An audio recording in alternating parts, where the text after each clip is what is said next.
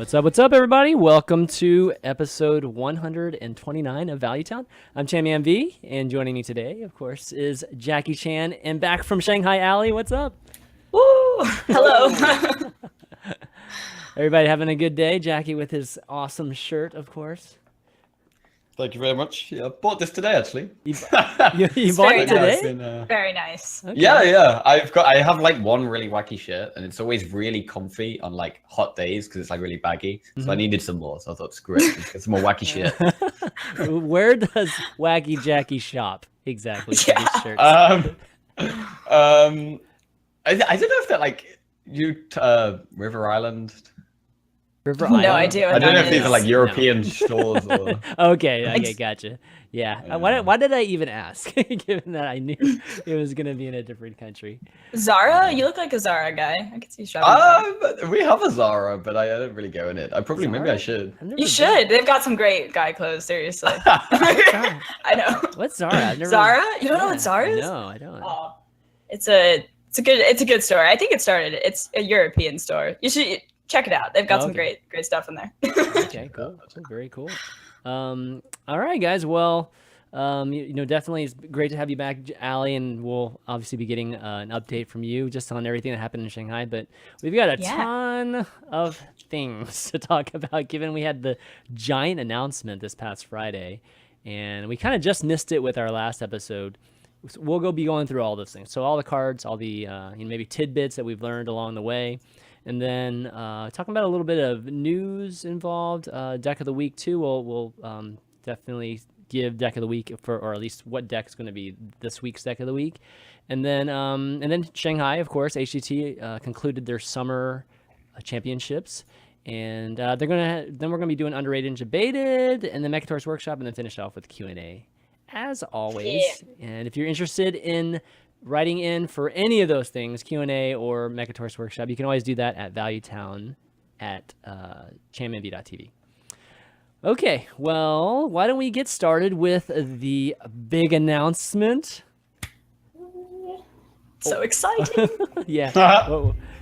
Can't wait. Okay, all right. So I had the sounds coming through the wrong speakers. I totally messed up. Oh man, I'm gonna have to do that in a second. But anyways, we have the Knights of the Frozen Throne, which was announced right before the championship started. In fact, the entire ceremony, I think, was after the intros, we had Ben and John Chase? Jason right? Chase. No, Jason Chase. Jason Chase. Yeah, Jason Chase do their video that they they did, kind of like the Angoro video, but this one involved a Lich King in it, which was kind of funny at the end. What did you guys think of that video?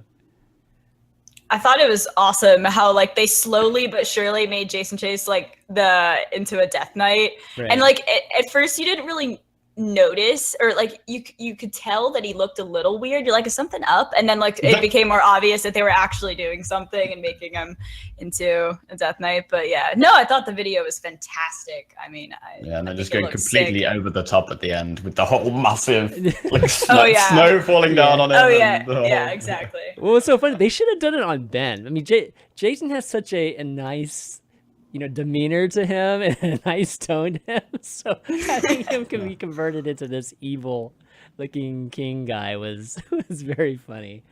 This is true. But It's true. definitely good stuff. And they've been doing all these videos recently, or they released another video that was just kind of promoting it. Did you see that one where he was interviewing for a job or whatever? Actually, no, I didn't see that one. You didn't see that one? Oh my gosh, I think I saw it either. Did you see it, Jackie? No. No? Oh my No. gosh. They have a Lich King. They have the Lich King going in and interviewing with Ben Brode for a job. Like it's like a job interview. Oh my. Okay. Anyways, Oh, wow. Is it good? You gotta Is it go good? watch No, it. Yes, I it's pretty didn't see funny. this. We'll It's pretty watch it. funny. You guys need to go and watch it. And those of you that are listening or were watching that haven't seen it, go to the Play Hearthstone YouTube channel and definitely find it. It's pretty hilarious. And anyways, so this expansion is all about a lot of people are anticipating Lich King. It indeed is having to do with Lich King, and we'll be going up to Northrend, just to have the entire expansion. So first thoughts, guys, on just the theme. Did you guys think it was going to be a Lich King too? there were so many rumors about it being the Lich King that I kind of expected it to be. They like registered the domain name and stuff, and so people are like, "Oh, it's got to be it." But my initial reaction was, I'm super excited. I like the darkness to it, because I mean, Hearthstone's obviously known for being like fun and wacky, so I sort of like the change of pace. Like it echoes Nox Ramus a little bit, so I'm really excited, honestly. Yeah, I mean, I kind of similar. Like, it's kind of pretty much the only thing I saw a lot of people suggesting. So I thought it's got to be, right. It's got to be the Lich King. Yeah. But what was interesting is when they released Whispers of the Old Gods, they said this is going to be the darkest expansion for a long time. How do you think the Lich King compares to Whispers of the Old Gods in terms of darkness? I think it's darker. I mean, they literally said everybody dies. I don't know if you can get much darker than But they didn't. But they also didn't mention. Well, everybody dies, but then everybody comes back as a cute Deathstalker, right? Cute, yeah. Oh yeah, real cute. Yeah, real cute. Yeah, no, I don't know. I think it's pretty dark, but I like it. I think it's fun. I think it's dark, but I think they were going to they're going to make things, cuter and more, not super dark and dreary feeling and that sort of thing, because even with Whispers of the Old Gods, it's not that dark really. I mean, it's just we know Whispers of the Old Gods, so leading into it kind of feels dark, but like Yoxaron's just like a meme at this point. I mean, all these things, right, are just huge memes. So I wouldn't expect anything different for Knights of the Frozen Throne. No. But it doesn't matter. Sure. For me, it doesn't even matter if it is dark or not. Who cares, right? Yeah, I mean, I don't know. I kind of like the time, like comparing like something that's kind of happy, like Karazam compared to the darker ones. Yeah, I kind of prefer the darker ones with all the like me too. gloom and crazy monsters and that kind of thing instead of happy go lucky kind of. I mean, how many darkers have we had? We've had Naxxramas and obviously Whispers of the Old God. Now this are there been any other ones? No, because we've had. No, not really. I don't think Grand so, Tournament no. was happy, and Karazhan was happy. Gadgeting was pretty happy too, right? So yeah. I mean, maybe if all of the expansions were all super dark, then maybe we'd want. I don't know. I think the change of pace is nice because it's usually the wacky spin on everything. So yeah. The I guess the biggest thing for this one is really how much of a derivative this will be from what it was in World of Warcraft. Right. Because with the Gadgetzan, that's completely a derivative, right? Because there was nothing. I mean, Gadgetzan is obviously a town and a city, but they made up all this other stuff with the 3 families and all that stuff. So I wonder if they're doing the same thing here, because it's not called Lich King at all. It's obviously rephrased to be a little bit different. And it seems to be focused more on the knights, of the Frozen Throne, more so than the king. So, I'm pretty curious about it. I don't know this area of WoW lore very well, so I won't know like how similar it is. Right. But for the like diehard WoW fans that now play Hearthstone, it'll be interesting to get their feedback when the new cards come out. Yeah, I mean the Death Knights is kind of probably just mostly about the new hero cards, right, and how you can change your hero to these Death Knights, and that's probably like the whole theme, rather than basing it on just the Lich King. Yeah.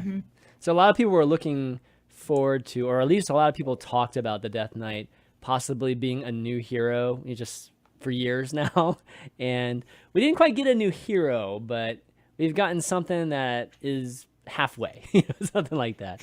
So why don't we talk about the new cards real quick, and we'll cover that. Card. We'll start off with it. So one of the new cards they announced in the video was the Deathstalker Rexxar, which is 6 mana, and how this card works is when you play it, it's similar to like Jaraxxus, right, where you play a card and then it just replaces your hero with the character that's on the card. So in this particular case, it's a hunter card, so Deathstalker Rexxar will replace just regular Rexxar, and in the process of doing that, they'll also get the effects of this card. So they'll get 5 armor, and then they'll also get Battlecry, deal 2 damage to all enemy minions. And then Deathstalker Rexar will have a hero power that's changed from Steady Shot to Build a Beast. Hero power, craft a custom Zombeast. So, all right, what do you guys think of this card? I think it's so fun. I mean, like, I don't know how good it will be in like the competitive meta. I have no idea, but the idea of it is super fun. Like, I've been, we can talk about how we've been creating our own Build a Beast later. Yes. But well, we're gonna do it right now after we talk. After we talk about it. Like, I've been having so much fun with it, so I can't wait to actually like do it in play, in game. Yeah, I mean, it's the most interesting thing about it is that like it's AoE and armor, which is not like Hunter doesn't have good AoE and Hunter doesn't have any health gaining effects. So this is like completely different to anything Hunter does at the moment. And the hero power afterwards, it's an insane amount of value. Like the value you can get out of that hero power is really, really good, but it is obviously very slow. You're not going to be playing this in Face Hunter, that's for sure. No. But to be honest, I don't think I think Hunter's early game is a lot weaker than other classes' early game right now. So I think if Hunter did start to see more play after the expansion, I think it would be a more mid-rangey version, and an AoE and gain armor might not be too bad in a mid-range Hunter. Oh, really? Okay. I like the concept of it, and I've even mentioned it right on the show, I think multiple times, that I like cards that, or I like just skins or card, whatever it is, right? That's going to change the hero power or just change the hero itself. And I think this design is a good way to do it without actually adding a brand new class. The only issue I have with it is it just costs too much, and it's not guaranteed like a quest. I kind of wish it was like a quest where if you don't want to actually put that have to add that 10th class into the game itself, and you want to use this as a way to do that, then that's cool. But at least give me the ability to choose to be able to get this card immediately, and so I can build a deck that's around this hero power. Right now, it's just like, I mean, we could get Deathstalker Rexar on our 30th card right now, and it didn't matter what we built, right? To really utilize this, and Build a Beast is probably just generally something that adds value, right? It's just generally a good card value type of card, or a card power type of hero power, and you're not going to do much to build around. It's just nice for longer games. Yeah, and it's like the way the Hunter is structured right now with its hero power, it's obviously geared toward aggro. So if you're trying to build a more control-y, I guess, like mid-rangey deck, if you draw this super late, and you've just been able to utilize your deal 2 damage a turn, it might kind of contradict the strategy of the deck. So I don't know. I'm excited, but I could see some issues with it being like actually competitive, Yeah, I mean, one other thing I would say about it is that obviously one of Hunter's main weaknesses is the lack of card draw, and having your hero as add a card to your hand every turn is super useful. So I do actually think people are underrating this slightly so far. Yeah. Like the effect, the Battle Cry effect is worth like 4 mana, like similar to Consecrate. There's the armor, which you can probably add like 1 extra mana on. So if this was 5 mana, I think people would be going, oh, this is a pretty good card. But then it's just the fact that it's 6 instead of 5. But paying 1 extra mana to change your hero power to build a piece, I would say it's worth it, man. Right? It's not that I don't think that it's very, maybe close to being, pretty good or close to being played. It's just, like as conceptually, I just wish it was something that I could choose to do early, because I think you're right. Yeah. I think that it is an AoE. So Hunter having that ability, and then all of a sudden, just having the ability just to essentially life tap with good cards. I mean, you're guaranteed to get good cards, like whenever those zombies are created. Really cool. But I just, I hope that the other ones are cheaper. I hope they're not all 6 mana, in 5. Yeah. And they're only 1, and they're also legendary cards too, right? So it's going to be something that it echoes the quest quite a bit. Exactly. So some of them might not be good. One thing that could be interesting is, are all the hero powers going to be 2 mana? Like they could potentially do 3-4 mana hero powers, passive hero powers. There's like they could, but they would have to be super good. If if it was 4 mana, it better be awesome. Whatever it is. I kind of expected all of the hero powers to be 2 mana, but I don't think they officially like stated that they're all going to be 2 mana. So it's totally possible. I really have no idea. But that would be. I expect cool. it to be 2 mana. I think that's. I mean, I'm sure they could, obviously make the game, change the game so that it would take, hero powers could be whatever mana, but I don't see them breaking that for this. And hero powers were never supposed to be that imposing on the game, right? It was always supposed to be a way to fill mana. Like if you don't have the cards, you can always fill with this hero power. It's never going to be power. It was always going to be not worth your mana to use the hero power too, or at least not the most efficient way to use your mana. So I can't see them doing it more than that. I'd be really surprised if they did. If they eventually do it, they might do it like a single time with a card or something like that. But I don't see it here. So overall, I think that, Jackie, you seem to think that it's underrated to an extent just because the AoE effect itself is quite good. But I'm hoping the others. What do you think the others will be? Like any guesses? I mean, obviously we're speculating at this point, but anything that you're hoping for specifically? Oh gosh, I would like to see Warlock. Well, I was thinking Warlocks. It would make sense for Warlocks to be something to do with like healing, right? Because you spend the first half of the game life tapping, right, and then you use your hero card, and then suddenly you can heal back up again and try and stay alive on really low health. Would be funny. So that would be pretty funny. I was thinking maybe like give a minion lifesteal or something similar to Sack Pact, where you sacrifice your minion and gain health or something like that. But, okay, yeah, that's pretty interesting. Good. That's pretty good. Wow, I like that a lot, actually. I could also see it being insanely strong because Life Tap's just the best hero power in the game, I think. So if it did get a lot, I don't know. I mean, I'm hoping for heal for Warlock because it needs it. That would be cool synergy. That'd be really, really cool synergy because as much as Life Tap is powerful, right now it's hard. It's hard to life tap, right? This is probably the hardest time it's ever been to life tap. So it would be cool if they basically reversed it with a swap of the hero power. I'm kind of curious to see what they do with Priest, because it's supposed to be like the evil version of the character. So I wonder what they're going to do with Priest. Like, Anduin's all about bringing light. So I don't know. Yeah, I'm kind of excited about Priest.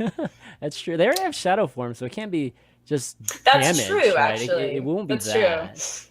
But can you imagine if Priest was +2 to health or something like that? Or it was a buff. That was weird. Really? I was actually thinking the exact same thing. Like, give a minion +2 health. That would be awesome, dude. Yeah.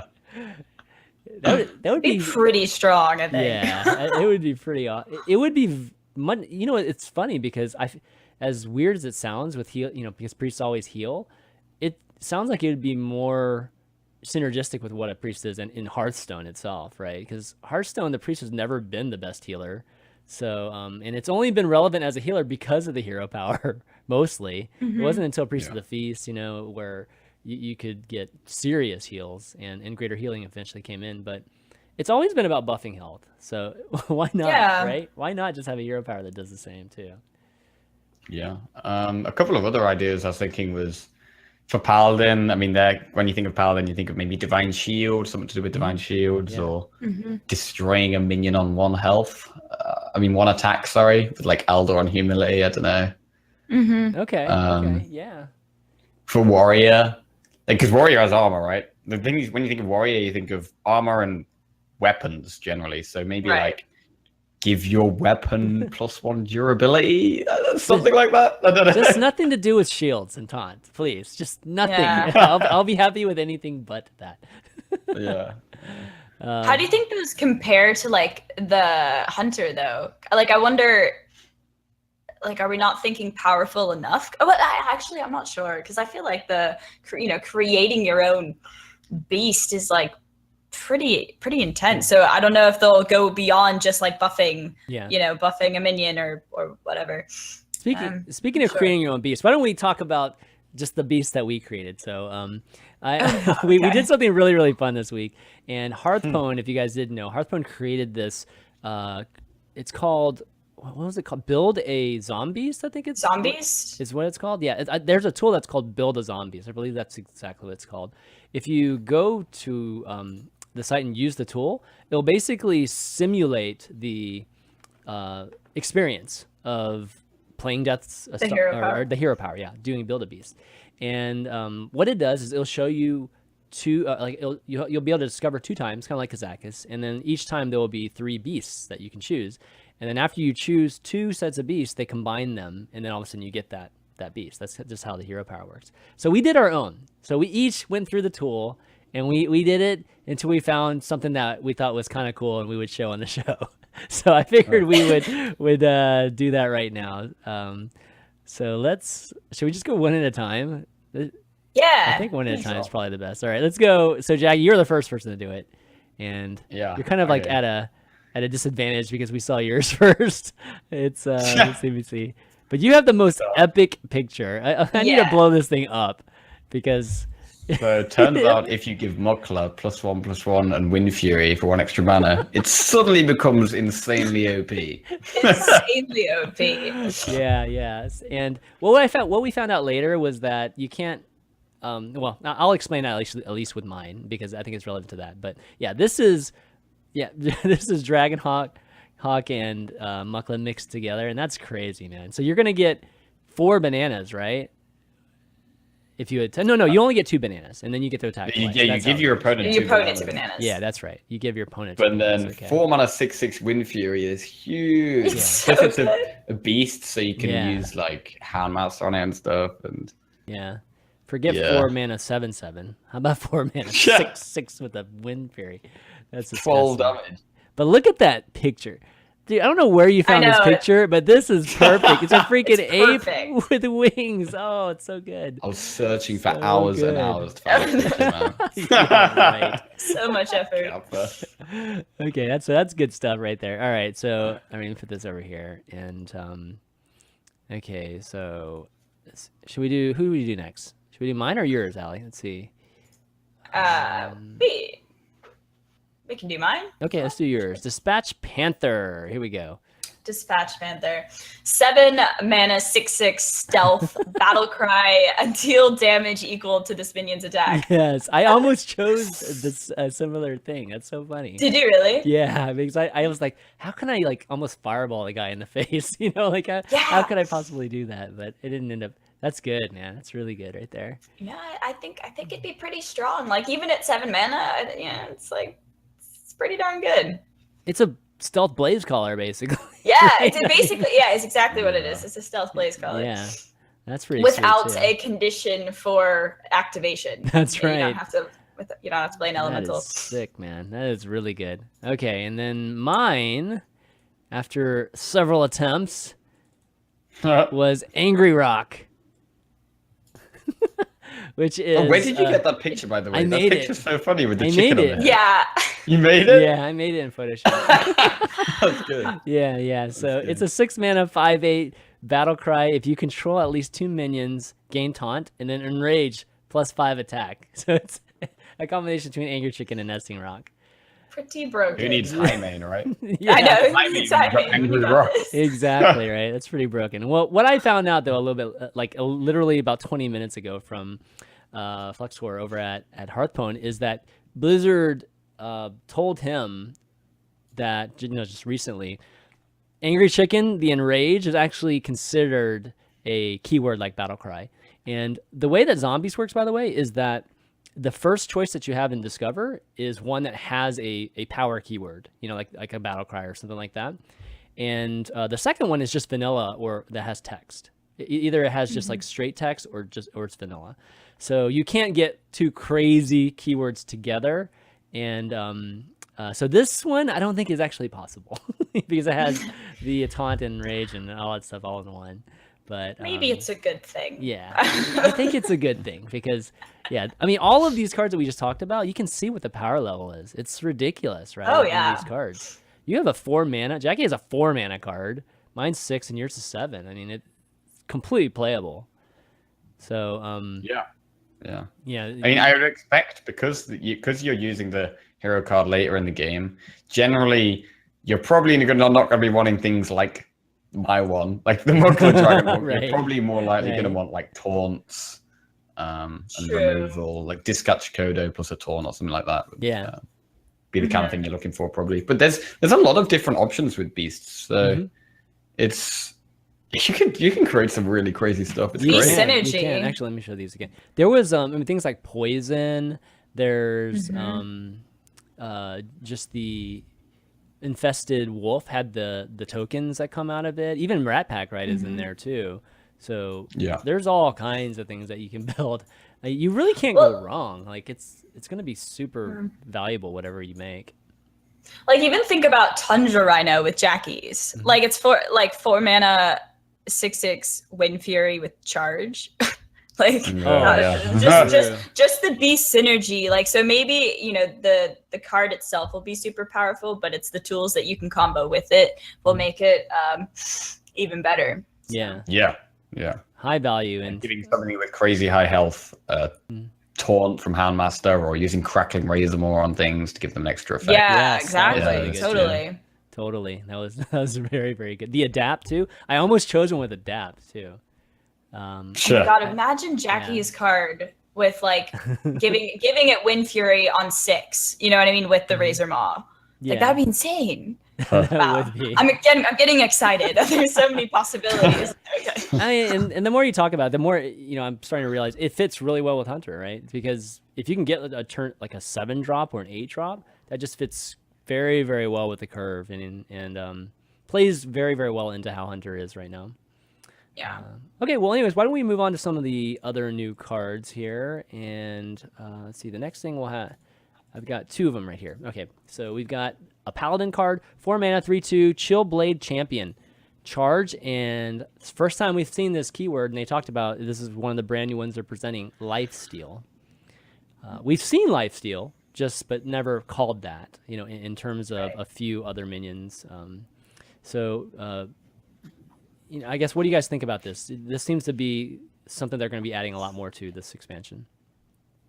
I'm super excited for more Lifesteal, like just the mechanic to be promoted more. I mean, it's always existed, but now they're calling it something. So in terms of this card specifically, I think it's kind of average, but it like showcases the ability, you know what I mean? So but in general, I don't think it's that strong. Like we compare it to True Silver, 4 mana, it's got charge, it's half a Lifesteal. But yeah, it's I don't know. I don't think it's that strong. Yeah, this particular card, you mean? Yeah, I don't think. Yeah, Lifesteal's super strong. I'm super excited for that. But this particular card, I think it's pretty average. Yeah, I think looking at the card, it definitely looks underwhelming. But I think part of that is the fact that it's in Paladin, and Paladin already has so much heal already. Right? So yeah, exactly. You didn't really need if that was a Warlock card, I think people would be saying different stuff about it. Oh my God, Lifesteal. Absolutely. Warlock. But actually, I should show this card since they're both Lifesteal. Yeah. But I definitely don't think it's something that the Paladin needs, and. No, that's a really good point. You do have like the hand buff stuff in Paladin, so maybe it could be good for the hand stuff. The more you get extra damage and extra lifesteal, so that's something where it could maybe see play, but I don't think it looks that great. It's another instance of charge, like they've always been very careful, or they didn't want to use the charge keyword, so it almost has to be weak if they're going to use it, right? Fair point. Yeah, you couldn't have like a ridiculously strong charge minion, So yeah. Okay, makes sense. Is there any way to exploit? There's got to be some way to exploit that in some weird meme deck, right? Yeah, I mean, I don't think it's a terrible card. Like compared to Corcoran, it's only got -1/-1 stats of Corcoran, but then the upside of Lifesteal. Yeah. So and the fact it's got charge and like Paladin has buffs is probably one of the main things about it. Like you can charge in Blessing of Kings, or charge in a Spike Rich Deed, or charge and adapt. That's true. Maybe I'm It's still nothing crazy. Underestimated. Yeah, no, it's still not very Still exciting. nothing crazy. Yeah. And, what's funny is that they announced another card, which I just swapped with the other one, which was a priest card that's lifesteal. This one's a 2-mana Spirit Lash spell that is lifesteal. Deal 1 damage to all minions. And this one's a little cooler, but I think this is great. This one's much better, like in terms of gaining health and things like that. Yeah. What do you guys think? I think it's great. I think it opens up possibilities for like Northshire Cleric Circle shenanigans. So it obviously damages your own stuff too. I think it's a good addition to Priest personally. Yeah, it's pretty cool. It's like, do you really need 1 damage AoE? So like they play Pyromancer. You'd have to play. Like I can't. Yeah, this could make you play that.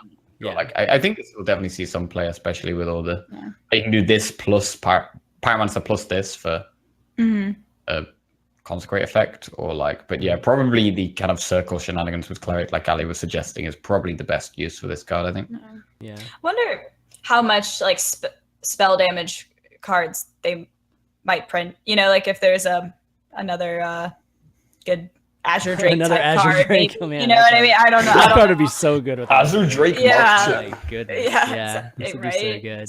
So maybe there's some possibility there. But I see what you're saying. Like, is the 1 damage really that relevant? I don't know. Yeah, I mean, you can compare it to Maelstrom Portal, except for you're gaining life, right, versus gaining a minion here.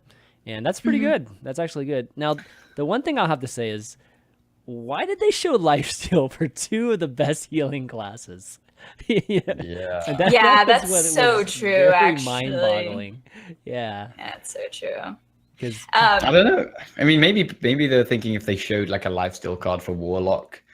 Okay, so one reason I think the lifesteal. No, I don't think so. I think the lifesteal. If there is a lifesteal Warlock card, I think it will look underpowered because healing in Warlock is so much better than healing in other classes. So I think if people saw the card, people will be like, "Oh, that sucks. Warlock's going to be trash still." Okay. I think that's why.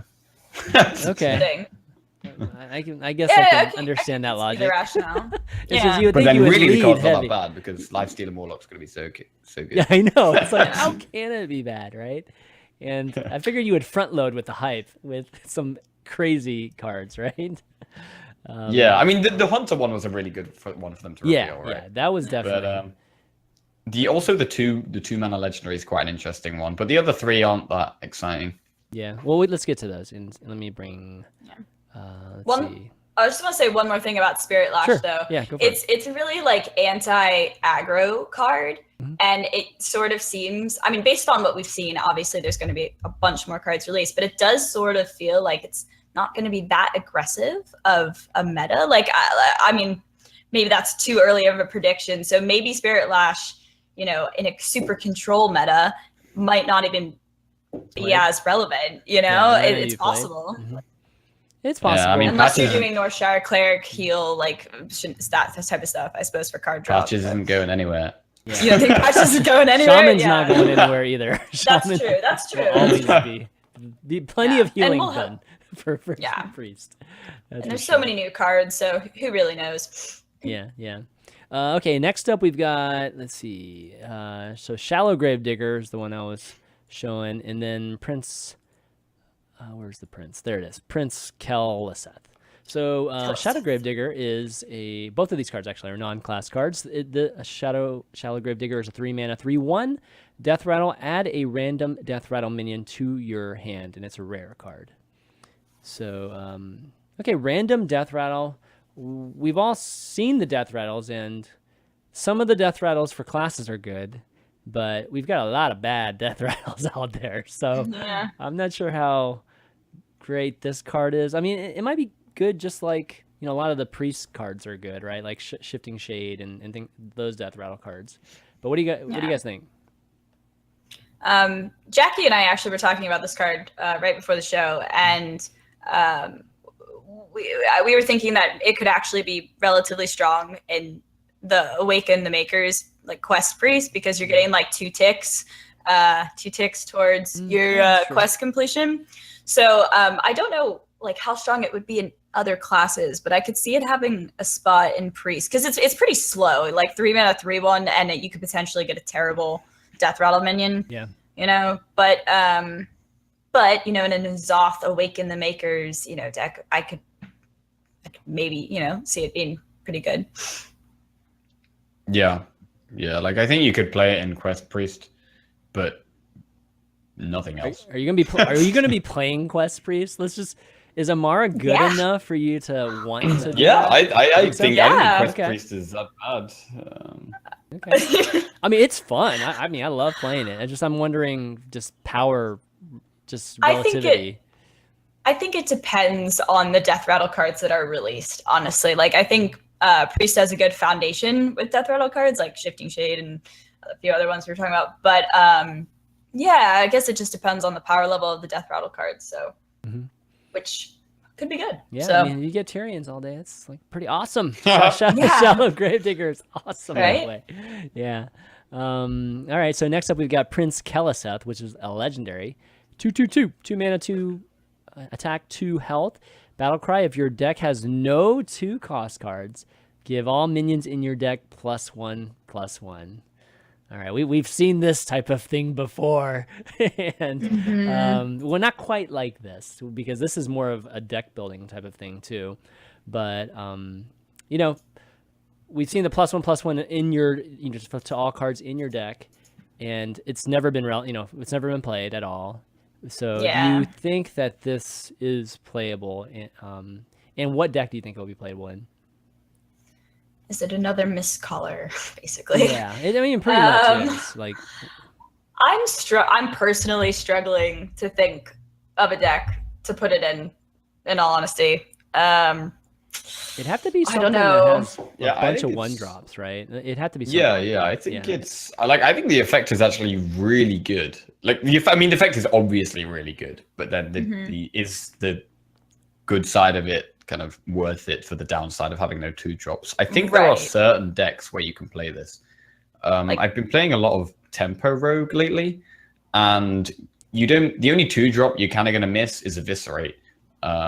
Usually a lot of the time you're daggering on turn 2 anyway, so I think I would definitely put this. I would just cut the Eviscerates and just put this in instead. And I think that would help a lot because the deck's very minion heavy. Zoo, I think you can almost definitely play this in Zoo. The only 2-drop that Zoo has that's good right now is Direwolf Alpha. Like, nothing else. Like, Knife Jeweler isn't that good. Crazed Alchemist is okay, but I think you can cut Direwolf Alphas for the sake of having this, because this is going to be really good in Zoo. And the third deck I think it could see play in is Quest Hunter. Obviously Quest Hunter is like really bad. Jackie. Hear me out. It is obviously Quest Hunter is like really bad, but you have no need for any 2-cost cards at all, and you just have a load of 1-mana minions, and then like some other things like the Tolvir Ward and stuff like that. So this would be great in Quest Hunter. Yeah, I didn't think about that. I actually kind of like that idea. It's memey. I think those 3 decks are probably the best candidates for it. 2-drops are just so important. They've always 2-drops. I think 2 mana or turn 2 has always been arguably the most important turn in Hearthstone. So I like the design of this card. I think it's really, really smart to do it, and I'm sure they gave a ton of thought to this card. So it was definitely not done recklessly. I'd be shocked, if they didn't spend maybe the most amount of time on this card just trying to figure it out. But it has that kind of Hemet feel to it, and it was definitely. Yeah, I think that was one of the coolest cards that was designed last season, even though it's not used that much. But it was cool because it involves deck building in a very unique way. Or even Reno, like you have, when you made Reno decks, you had to make them in a certain way. So right? you kind of compare the two. It's interesting. We'll have Keleseth decks. I know, right? It's good. It makes you think. Like, when you're building decks, it makes you think a lot more, and that's definitely a good thing. You gotta brand these decks, man. Totally. Yeah. All right. Well, those are all the cards that are released. Another bit of news they mentioned in that video is they're not going to start releasing any more cards, or at least no card reveals will happen until July 24th. So we're gonna have to wait another 2 weeks or so until we see some more cards. Some other leaked information. I think a lot of it has to do with the adventure mode, with the Lich King. So Arthas is going to be this Lich King. So he's going to be the person at the end. It looks like, actually, let me bring up the details. Another thing is the expansion itself is 135 cards, which is good. It's kind of what we expected. You'll see 2 wings. Okay, so you'll see the prologue. The prologue will be free to everybody, and you'll see 2 wings with 6 bosses after the prologue too. And then the Lich King will be the 3rd and final wing. And it looks like the Lich King will be different based on which class you choose to play it against too. So that's different. We've never had that happen. That means they designed it, right, to be possibly difficult against all 9 classes, which is kind of cool, because there's always one class that's super easy. Like, I always just pick the class whatever that I can just abuse. It's usually Divine Spirit, Inner Fire type of shenanigans. And just kill guys, right? Like, super fast. But it's good. It sounds like this one's going to be different. Yeah, it sounds like it's going to be more difficult, which I think is definitely a good thing. Like, I think with the previous adventures, a lot of people aren't really that bothered about doing the quests and just want to get the cards straight away and play the cards, and they say doing the adventure is a bit of a chore. Whereas there are other people who really enjoy the adventures and like the challenge of trying to complete them. So I think it's definitely good that they are doing the this adventure that you can go through. But the fact that you're not having to unlock the cards means that they can make it more difficult, because people don't want those cards instantly, type of thing. Right. And I definitely. Go ahead. Oh no, go ahead. No, go ahead. I was gonna say, I'm definitely the player that errs on the side of I'm just anxious to get the card. So I'm excited to maybe put a little bit more enjoy take in the experience of taking down these bosses and stuff. That's definitely good. And it turns out the prologue is going to be all pre-made decks too. So it's not going to be one of those that we figure out. Yeah. So it's probably broken up differently. Prologue, I think, will be more a little bit like Tavern Ball in a way, right? So you have some Tavern Balls that are pre-made and some that aren't. And it's nice for pre-made and all the folks that don't have all the cards, they get a chance to play all of them, right? And get a feel for it, or just have some fun with it on equal terms with everybody too. So that's really, really good. And let's see. It says also they haven't memed the Lich King, so he's cruel and cold, just like in Warcraft. So none of that, I guess, cute-sifying these things is what we were talking about earlier. If that's a word. It's a good word. No, it's a good word. Add it to the Hearthstone dictionary. Yeah, totally. Hearthstone dictionary. You can actually pre-order it now too. You can go and buy that for $49.99. You can get a bundle of 50 right now with a special card back. And then the last bit that was released, it was leaked, I think prior or maybe on the same day it was announced, is that new cards will include terrifying bear sharks. Awesome. Ridiculous guys, indigenous Tuskar ice fishermen, and additional runic magic. So lots of hybrids between a lot of beasts. I guess that's where the zombies come from, right? Just thought of Sharknado, bear Sharknado. Yes. It was a movie. I've never seen it, but that's the first thing that came to my mind.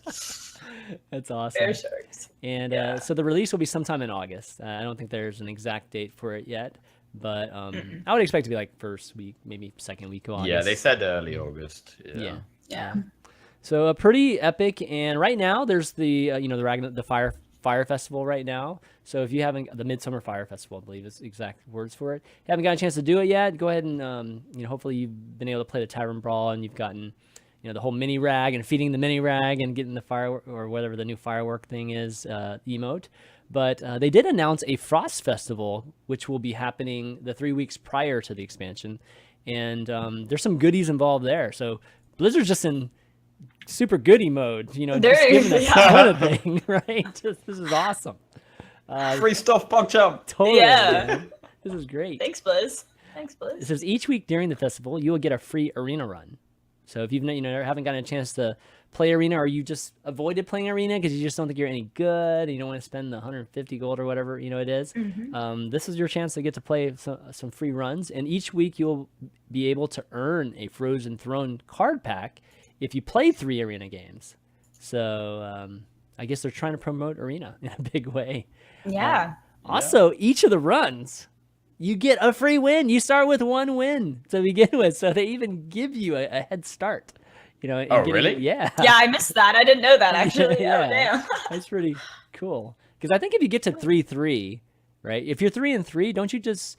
I think you're even, right, in terms of the value that you get from dust and gold, and I think Yeah. I think it's equivalent to just if you were to pay gold for everything, right? I was under that impression as well. Maybe I'm wrong. So some of the arena experts can tell us in the chat right now. Yeah, it's either 3 or 4. Yeah, I know that 7 is the number where you where you definitely get 150 gold. Gain. So you keep Yeah. going. Yeah. But dust's equivalent. I think me and Nox used to talk about it, like 1 dust equals 1 gold. If you get down to it, so Right. good deal. All the stuff's great, and more stuff they're giving to us. That's amazing and awesome. I'm sure there's more too. Like Ben alluded, he's been saying that there's more stuff to come. So wouldn't be surprised if we again see some maybe like a free card or something like that to begin with, since it's been such a popular idea. Yeah. Free hero card maybe. Who knows? Oh, that would be sweet. If they gave everybody one of them, that'd be pretty cool. That'd be pretty cool. I'm sure I'm going to get the one that I don't want from that. But okay. Well, anyways, exciting times, guys. I'm sure the upcoming weeks are going to be just great because we're going to get a chance to talk about cards. So be ready for that. Be ready. Exactly. So we've got our next segment here, which is... Gadgets and Gazette always gets the scoop. Okay, we've got news, guys, community news. So first bit of news, they can't hear this, by the way. Those two can't quite hear it, so they're just kind of like, what's going on here? It's like, What's going on here? I warned them. No, we've got these cool little audio bumpers now, courtesy of Bendrick. So big shout out to him. He's awesome. But we've got some news here. First from the dev team, which is... that in-game spectator for events seems to be coming soon. Whoa! Sorry, whoa! I clicked on that web page and just went nuts. Sorry about that, guys. Yeah, so it turns out that they're pretty close. Max Maw did an interview with some folks and said that they are planning to allow players to spectate select tournaments via an in-game function. So something similar to Dota 2 and in other games. We've been asking for stuff like this for a while, and it sounds like that they might be pretty close to it. So what do you guys think? I think it's a fantastic idea. I think there's probably a large portion of the player base that maybe they don't tune into Twitch to watch tournaments and stuff like that. And so if they kind of see this option to kind of witness high-level gameplay directly from their computer or their tablet or something, I think it just will really inspire people. And I don't know, I think it's such a good idea, and I'm really, really pumped about it, honestly. Yeah, it's a really good idea. Like they have a similar thing in lots of other games, and it will get kind of the casual community to me potentially get into the competitive scene a bit more, get a bit more interested in competitive scene, seeing high level decks, and seeing Hearthstone being played at the top level. I wonder what percentage of the playing base, like the mobile playing base and obviously PC too, know about the competitive scene in Hearthstone, like HCT. How many of them know about HCT? Right. I actually think it's a very low amount. I agree. I think it's so a very too. low amount of the Hearthstone community are involved or pay attention to the competitive scene. I mean, 70. What did they say? 70 million active users, and so what portion of that really knows a lot about the competitive scene? I would imagine it's relatively small. So yeah, I do too. So that could be great. Really, really good. At least for possibly exposure, which usually will probably lead to viewership for a lot of these events too. And like you said, Allie, it could inspire folks just to want to even qualify. They maybe they don't know that they can qualify for HCT just by playing ladder like they do every single day. Right. So this is great. Yeah, I mean, actually, for the first two, so I played Hearthstone since beta, since it came out, and for the first 2 years of playing Hearthstone, I didn't know the competitive scene was a thing. I didn't know that streaming was a thing. So I did really. Wow. Yeah, for 2 years. Oh my God, no way. So there will be a lot of people like that. Yeah. Another thing to mention though about the in-game spectator mode is that Max said potentially they're looking at like replay for long-term plans. I don't know like how or when that would be released, but replay option would be really cool too. Yeah, and I think he talked about replay as a long-term to start with, and then he talked about spectator. So that's kind of what made it. I think it makes it sound like spectator is, pretty close. Now I wouldn't say like works. next month, maybe by BlizzCon we might see it, and that would be fantastic. Ooh, yeah, can you imagine watching cool. BlizzCon World Championships in game? Everybody being able to do that. That would be so cool. Oh my gosh! Well, I don't want to get my hopes up, but like that'd be sick. yeah, that would be good. Let's see. Another kind of funny, odd thing about, I guess the global games is Sansivka actually ended up. Did he tweet about that? I think he ended up tweeting about this, but he got a letter from, as a Team Czech member. They got a letter from Blizzard saying that it was like a warning about playing meme decks in the global games, and. Yeah, I wanted to get your thoughts on that. Jackie's heart. Yeah, they showed the decks, all right? And let me see if I can pull a picture of it up here, because, the decks themselves, each of them have the quest in it, right, Jackie? I think each of the 9 decks have the quest in it. So all the decks they submitted have the quests in it, but the decks they played, they ended up losing 3-0, but they played Quest Rogue, Quest Warrior, and Shaman, which was like an aggro Murloc Shaman with the quest. But normally I'm like very supportive of Blizzard and kind of happy with everything, but I found this really, really disappointing. It's almost like they were trying to kind of take away kind of people being creative and trying different things out, and just that's what people want to see. When people watch tournaments, yes, people want to see it played at the highest level, but people want to see people taking risks and trying different things out and entertaining people. And I don't think you should be warned by the decks you play. If this happened all the time, I would get complained at every time I know, right? Right. Exactly. So it was definitely a question. I don't know, Allie, what do you think too? I don't know. I feel like bring what you want to bring, and if it doesn't go your way, then that's your decision. And I really think it was only the shaman that brought attention to it, because obviously quest, rogue, and warrior, you said, right? Yeah. Like everybody brings those decks to tournaments, so I guess it was really only the shaman. But I kind of like that they wanted to be different, and so I'm on board with Jackie here. I don't think they shouldn't meddle necessarily in what the decks that you want to bring to a tournament.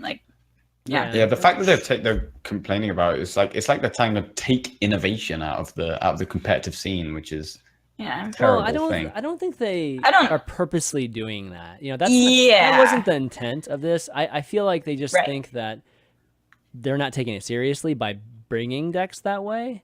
It's just I don't think that this is the right way to go about it, because to some extent, right, everybody has different motivations for represent and how they want to represent their country, and some folks might be just your very standard bring the best decks and just play like you would play any other tournament and just try to win that way, and then other people might want to go with more of an entertaining thing, because there's actually value to be gained from it. There's value to be gained from the Czech team playing this type of deck, because if they win, then all of a sudden everybody remembers the Czech team. And man, right now I can tell you as a spectator, it's hard for me to remember any team right now from the global games. Yeah, I hate to say that, but it's true, because every match and everything, none of the storylines even matter to me right now, because it's just normal Hearthstone being played every single day. That's just basically what's happening, because it's happening every single day, every single week. So it's whenever we can have some type of interesting thing happen from the global games, I think you should absolutely allow it. And just from the standpoint of administrating the tournament, you can do whatever you want with behavioral things, like they've been kicking people out because of how they are in streams and stuff like that. But when it comes to like what they bring, I mean, these people know what they're doing. They're representing their countries, so I don't think they would embarrass themselves in that way, like on a global sense.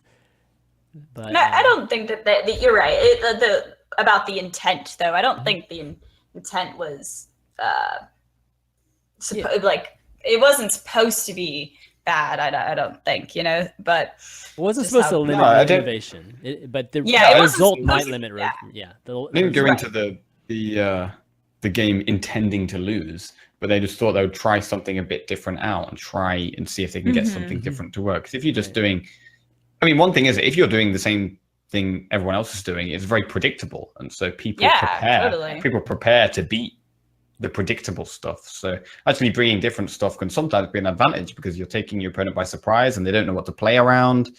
And I mean, are you going to get much faster than aggro or Murloc Shaman? I mean, Murloc Shaman is fast, you know what I mean? So the Shaman lists right now are just like it's like the pretty medium speed or kind of a faster medium speed, and then it just blows you out at the end. This Shaman is just faster, right, because of it. So I don't know. There's definitely an argument to be made, and Stan Sifka, I think, did a pretty good job in trying to defend it.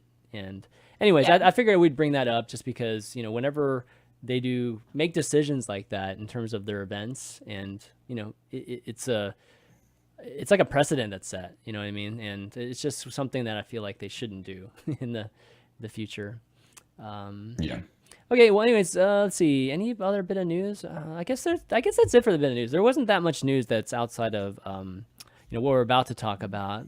So let's talk about our week here. You're back! Come tell us a story or two. All right, come tell us a story, Allie. Tell us the story of HCT Shanghai. Oh man, where to start? I feel like so much happened. I was doing so many different things. I don't know where to start. I mean, obviously it was an incredible experience for me. Probably the coolest thing about it was just getting to meet Blizzard employees and some of the game developers. Like, Hearthstone's my all-time favorite game, so just like meeting the people behind it, it was just such an awesome experience. I was fangirling a little bit. Nice. A little bit. I had to like keep it together. But it was interesting to kind of hear what they have to say about their own game, and they really do listen to the community feedback. Like they care a lot about it, and so that I think that was probably just the coolest thing for me, meeting the people behind the game. And in terms of the event, the stage presentation was just incredible. Like it looked fantastic. And getting to sort of see the tournament from a real live perspective it's very different than just watching it on Twitch, And so for me to get to kind of see the crowd reaction when something crazy happened and see the players on stage, like I totally get like the hype of actually going to the events and buying the ticket and going, because it just was really, really cool. There were a lot of people there too, right? There were like a ton of people. Yeah, totally. It was like filled to the brim. It was actually kind of inspiring. I'm like, I want to be on that stage someday.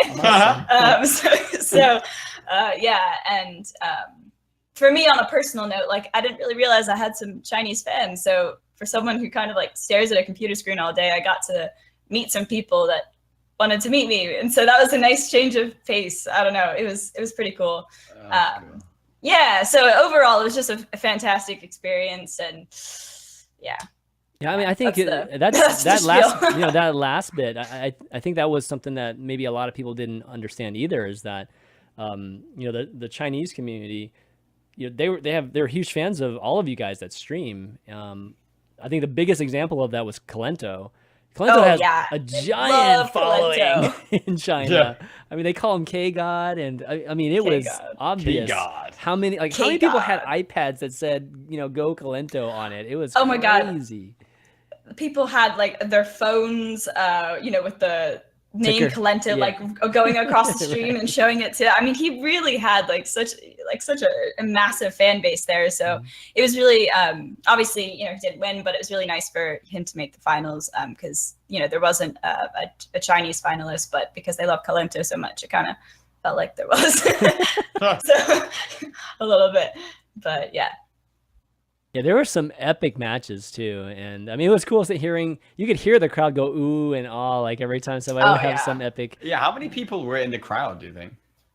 Oh, I don't know a specific number, but it was like every seat was filled pretty much in the warehouse or big arena. I don't know what you really call it. Was it like BlizzCon, like that type of number of people watching, or? I've never been to BlizzCon. So okay. I don't know. Yeah. I don't know. Whenever they panned it, it kind of looked like that. It looked like a similar number to what we see at BlizzCon. Whenever everybody's watching like the finals or something, which is a good number. You hear roars. You know what I mean? Like whenever something big happens. Oh yeah. Yeah. And so that was cool. That was definitely the matches I felt this time. I actually stayed up for a lot of them this time, and. One thing that I have to give kudos to Blizzard for is they did a really good job building stories this time. I think better than any of the other ones, and that goes to the production team, the casters, and everything. And there's a couple of them particularly. I think Ant's, piece that they did, really got spread around on Twitter, and it was actually a really good piece with his mom and everything. So I think that was super good. Even there's the thing with Mage, like Mage and him watching Kalento's stream, and he was like inspired. He was almost like his teacher. So they did this whole teacher-student thing, right? Whenever they played each other, and that whole match played out. That whole match. That was a crazy match. Yeah. The Control Paladin versus the Quest Road. Like Mage played that perfectly. Like it was such an amazing game. Yeah, and for those of you that didn't see that series, I mean, you can obviously go and check it out, like with the VODs on Play Hearthstone. But that series started off with Mage completely throwing the first game because of nerves or whatever. He literally sat on this hydrologist Discover, like looking at the 3 cards for like 30 seconds, and then the timer ran out, and he didn't even realize it. So he ended up throwing that game, and then he ended up coming back on Kalento and beating him in that game that Allie's talking about, where he had Control Pally against Quest Rogue. So that was a fantastic game, and it was built up really well too, because it was like the biggest game of that day. And then some of the other notable ones, Ant and Mage had a really good match. Mage, I think, just made a name for himself. He didn't make it to the World Championships, but everybody knows who he is now that was watching the tournament because of the way he played and just how they built up his storyline. So that was really, really good. Biggest heartbreaker, I don't know if you saw it or not, Jackie, was RDU's match against Kalento. Oh, man. Oh, dude. I didn't see it there, but a lot of people sounded very sad about it. That was like Kalento apparently got really, really lucky. Lots of really good draws in a row or something. Yeah, man. In the last game, it was God, what was the matchup? It was Shaman versus Quest Road. I mean, it depends who you're supporting, right? Like if you're supporting RDU, it's heartbreaking. But if you saw him supporting Kalento, it's like that's true. That's very true. Well, I think it didn't really matter actually, like who you were supporting. It just was, I don't know. I just because I was like really like both players, but my heart, my packs were on Kalento, but my heart was breaking for RDU. It's one of those things. If you've been following competitive Hearthstone for a long time, you know how much RDU wants to get to the world champ, like the actual finals, like in BlizzCon. And he's up 2-0 on Kalento. He actually had a pretty decent matchup in the final game too. And then Kalento got, I don't know how many really nice draws in a row at the end to ended up beating him. So, with the way Firelands into a Doom Guard, one of those games, I think it might have. Firelands that was huge, or was that? Or maybe that was to something totally different. No, was that the same series? That might have been the same series. Wait, I don't think Kalento played that deck though. I forget. Never mind. Yeah. I think that was a different one, but definitely he drew like Mimic Pod at the right moment. He drew, I think he drew the prep for the early quest too. Yeah. It was like consecutive, like 2 or 3 draws in a row. That was just like so good for Colento that ended up sealing the win for him. So, yeah, that match was pretty heartbreaking for RDU, and I mean, he was pretty down about it. I think he's recovered from it since. So hopefully RDU will get back on that horse, because I believe he'll be there. I believe he'll be there come November, and he'll get a chance to, to make it to BlizzCon, because he's come so close so many times, and hopefully we can see him do it. Congratulations to Hoy for winning the whole thing too. We didn't even talk about the winner. Hoy ended up winning 3-0 over Colento. Congrats. Yeah. Hoy's obviously been a long time, just a good player in the EU scene particularly. And the EU represented, man. They totally had Hoy, Maria, Colento. Yes. EU best region. EU best region again. We're gonna be talking about. Oh God! Don't start. Don't start that. Yeah. So big congrats to Hoy, Colento, and Nyria. Nyria, like how many years in a row now? Nyria, he's freaking Mr. Consistency. So they're moving on to World Championships, and we'll see them in November. But anything else to do with Shanghai? I mean, I think it was a success just overall. Is Bahamas. We did for winter, and now we had Shanghai spring. They're obviously quite different in how they were presented, but I think it was it was great, and it was cool seeing you there too. We didn't get a chance to see you enough on camera. They didn't catch you as much. We got to see you a couple of times, I think, on the last. Yeah, I think I was when I was doing like play a challenger for a couple of hours, like a few like Eloise and Toast and I would play against some of the Chinese fans and. It were these crazy decks, like they were wild decks. They were like pre-made, and so it was all really, really good fun. I think there was a shot of me playing against some people, but it was fantastic. What do you think was the highlight for you? The highlight, just in general on the overall trip, like I said, meeting the people behind the game. Like I got to interview Dave Kosak, one of the game developers, and he was originally on like the WoW team, but he just joined the Hearthstone team like 6 months ago, and it was just cool to just witness the people that's creating our favorite video games. So that really was just the coolest thing for me by far. And you ended up meeting the guy that translates Value Town for everybody over there too. Yes, we should give a shout out. Oh, really? Yeah. Hold on. I just want to make sure. Benage. Yes. He came up to me and he's like, I translate every single Value Town episode in Chinese. And I was just like, that's absolutely incredible. I think Benage has been doing this for years. So, big shout out to him for doing that. And I think he had a partner in this like before and with their website too, just providing Value Town or transcript of Value Town to everybody. So, big thank you to them. Yeah, huge thank you for doing that. That is so very cool. Yeah, very, very cool. I mean, we don't want to get a chance to ever interact with any of our Chinese fans, so that's really cool if we do have some. Okay, well, continuing our week in Hearthstone, Jackie, been playing some Open Cups, right? Oh God. Yeah, well, I haven't played in an Open Cup in over a year because I've kind of just been focusing more on streaming and more of the kind of entertaining side of streaming rather than the competitive. But I kind of have that feeling of like I'm kind of missing. I love being competitive, so I've kind of had that like missing. So I kind of want to try and get a bit more into the competitive scene. So I thought I'd kind of dip my toes in a few Open Cups.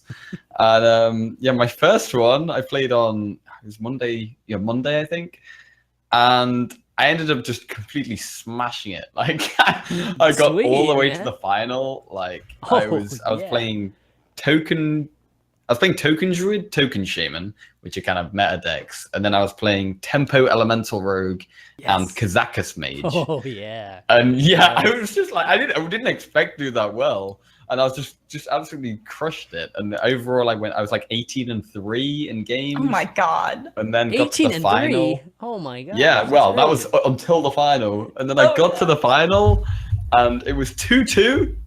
And the last matchup was my Kazakus Mage against his Jade Druid, and then my internet completely died. Like it just absolutely just died. No. And I was like, no, I'm fine.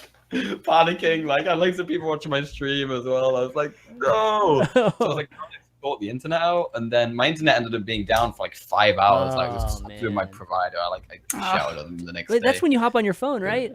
Like jump on your phone. phone. That's what I should have done. I should have just got straight away. But instead, I was just trying to get the internet sorted, and then it was kind of too late. Whereas if I'd gone on my phone straight away, my opponent was quite sound about it, so he probably would have been up for a rematch. But, man, the admins had already taken it through. But yeah, that's basically what I've been. That's my highlight. Cool, man. I mean, getting to the finals, that ain't easy. So yeah, I might just keep playing more open. Man, I might just win BlizzCon next year. Yeah, that's the plan. Yes, man, that would be awesome. That'd be amazing. We'd be rooting you on. We'd be totally in the front row rooting you on. I'm sorry that happened, though. Yeah, that feels bad. That is bad, especially when you were like right there. Especially when it was 2-2. It's like completely epic, and you're ready for the big finish, and then no. I think everyone was probably super invested in it because, like I said, my roommates, they had you up on our like big TV, and they were watching the whole cup. And then when the stream went out, they were like, "Oh my god, what happened? Like, there's something wrong with the stream." And so they felt for you too. Yeah, it was sad at the end, but I think it's inspired me to get more into the competitive scene. Definitely. Don't forget your meme. Don't forget your meme audience, though, man. We don't have enough of that in the community, but that's really cool, though. Why don't we talk about your Kazakus Mage? Because I think that's like a really cool deck that we might not have gotten to see, and we're going to be doing this deck also, guys, for Deck of the Week. So let me bring it up. Deck of the Week's been going great, by the way. I don't know if you guys have been participating or not in it, but me and Jackie have been doing the last couple mini shows, and it's been a lot of fun. But anyways, Kazakus Mage, here we go. Yeah, so in the tournament, I was actually 4-0 with Kazakus Mage until quite a few people banned my Mage, and then I was playing Mage in the game I DC'd. But it's really, really good. Like, no one expects Kazakus, and basically the deck has so much value in that you just beat every control deck. Like, you're against any other control deck, Quest Warrior, Control Paladin, Control Priest, you literally just outvalue them. And you can, like, I think the best thing about it is that you can play different styles with it. Like, you can play the aggressor, you still have a lot of burn. Yes, you only have one of all of the cards, but you still have Farlands Pool, Pyroblast, Alex, like all the kind of aggressive burn mage cards. But then you also have it's actually very similar to Gunther Mage. It's just I can with more value and slightly less early game. But then Kazakus as well, which is obviously OP.